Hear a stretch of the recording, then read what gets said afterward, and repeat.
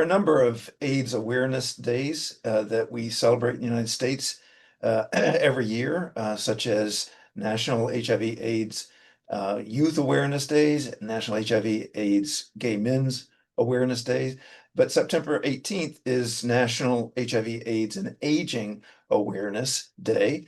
Um, some of you who know me know that I'm a pediatric infectious diseases specialist, and you might say, well, what is a pediatric ID guide doing talking to me about HIV and aging? Well, a couple of things. First of all, I've been around for a while. I actually started my training in the same year that HIV was discovered to be the cause of AIDS, and I've been in the HIV business ever since, to one extent or another, and actually had the privilege of working for the last 12 years at the Holloway Community Program at Christiana Care, where I took care of almost exclusively adults. In fact, I lost one of my favorite patients last year at age 91 of non-HIV related causes. But just a few statistics to get started. In the United States, it's estimated that we have about 1.2 million individuals living with HIV. Unfortunately, about 13% don't know of their diagnosis, and that's a problem because they need to get tested. It's been shown that people who don't know their diagnosis are more likely to have risky behaviors and transmit HIV to others. So HIV is not evenly distributed across the country. Most new cases, the highest percentage of new cases arise in the South. And also HIV, as I'm sure everybody knows, is disproportionately affects certain minorities, ethnic and racial minorities, and men who have sex with men. In Delaware, we have, as of the end of August, just over 4,100 individuals living with HIV, and about 15% are newly diagnosed after the age of 50. And it's been shown across the country that 50% or higher of all individuals living with HIV are beyond the age of 50 years. So it's an important population to recognize. And it's also challenging because they're underdiagnosed. And that may have to do with us providers having the misperception that older individuals are not at risk. But anybody can get HIV, of course. It can be the individual patients who may be afraid to get tested. In any case, this results in people often coming in with advanced HIV infection when they're older. And there are challenges for that group. They have other medical conditions. Cardiovascular disease is a particular problem for people who have HIV infection. And of course, that risk goes up as they age. And it's been shown that probably between the ages of 40 and 75 years, the majority of those individuals would qualify for a statin based on current guidelines. Also, neurocognitive problems can occur. Um, Certain cancers are more likely in older individuals as well. So an important group to recognize.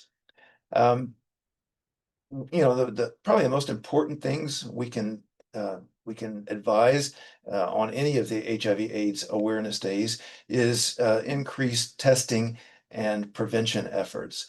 And any physician can order an HIV test, and can be done in most laboratories, but there are also places that your older patients can go to on their own. For example, if you just go to the website gettested.cdc.gov, you can find places, labs, et cetera, that can provide HIV testing. And just for fun, I put in zip code 19713, which is where I'm sitting right now, and I found out that there are 20 HIV testing facilities within a 10-mile radius of that. As far as prevention, in the early days of HIV/AIDS, we really relied on safer sex practices, safer drug using practices. But nowadays, the medications that we use are so much more important, actually, in terms of HIV prevention. This would include uh, treatment as prevention, meaning that if you get your viral load down to a very low level, you will not be able to give it to somebody else through sex. U equals U, undetectable equals untransmissible. And the other major tool in our toolbox is PrEP, pre-exposure prophylaxis for HIV infection, which works extremely well if people will take it. We have oral capabilities, we have IM, and now sub-Q capabilities for pre-exposure prophylaxis. And it's not 100%, but it's pretty darn close. Unfortunately, with some of the national cuts in funding, that's threatened some of our prevention services for HIV infection. And two recently published articles that just came out within literally the last week or so have estimated that we'll have thousands of new cases of HIV as a result of these funding cuts that promote PrEP and other prevention efforts. So it's a challenging time we live in. I'd like to close by just making a shameless plug for the AIDS Walk Delaware, which is going on this weekend, the 20th of September.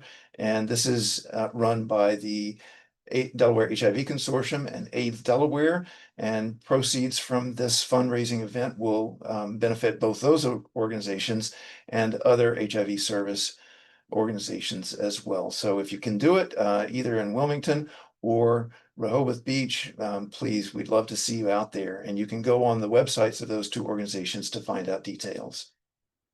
Thanks, everybody.